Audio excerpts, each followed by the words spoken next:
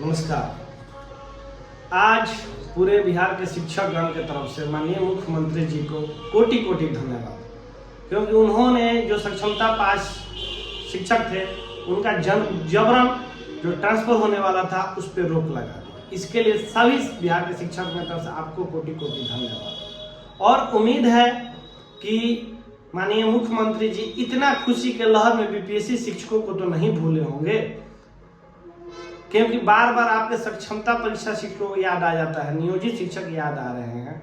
ये बीपीएससी शिक्षक भी तो आप ही के शिक्षक हैं, आप ही के विभाग में शिक्षा विभाग में काम करें, उनके लिए कब सोचा जाएगा।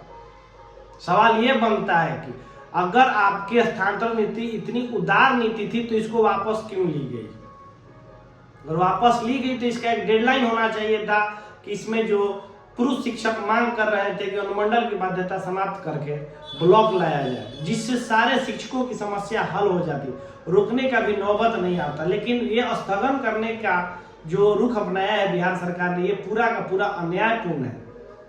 आप ये खुद एक सवाल का जवाब दीजिए माननीय मंत्री जी कि जो 1,35,000 जो जरूरतमंद शिक्षकों ने आवेदन दिया था आपके ई शिक्षा पोर्टल पे, उसका क्या हुआ। वे लोग अब कहाँ जाए।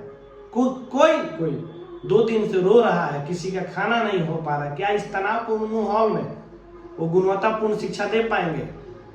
सवाल ये बनता, अगर आपकी चाहत थी कि हम स्थानांतरण करें तो छोटी सी बात करनी थी, जो सारे शिक्षक इससे खुश होते थे। सिर्फ और सिर्फ प्रखंड की मांग कर रहे थे कि हमको अनुमंडल नहीं प्रखंड दे दीजिए। एक छोटी सी बात अगर मांग लेते तो ना ही केस होता, ना ही इतना हाई वोल्टेज ड्रामा होता।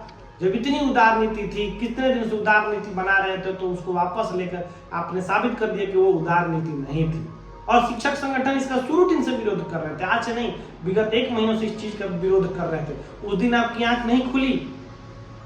माननीय शिक्षा मंत्री जी, माननीय मुख्यमंत्री जी, अगर आपके पास ये बात पहुंचेगा तो एक बार उनके लिए भी सोचिए। जो लोग फॉर्म भर चुके हैं उनकी क्या गलती है। वो तो एक सपना आप ही ने दिखाया था, फिर वो सपना आप ही तोड़ रहे हैं।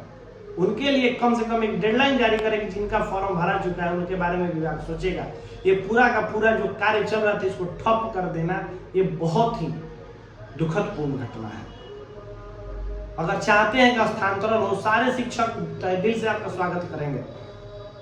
अगर सिर्फ और सिर्फ ब्लॉक या महिला और पुरुष के लिए सेम पैमाना अपनाया जाए, अगर सबको पंचायत मिल रहा है तो पुरुष को भी पंचायत, अगर सबको ब्लॉक मिल रहा है तो सबको ब्लॉक, लेकिन अलग अलग भेदभावपूर्ण नीति के कारण ही आज ये ड्रामा सहना पड़ रहा है। इसका आप अंजाम नहीं समझ सकते हैं। सभी लोग मानसिक तनाव में आ गए इसके वजह से। इसीलिए माननीय शिक्षा मंत्री जी, पुरुषों के हित में और सारे शिक्षकों के हित में एक तरह का नियम लाए।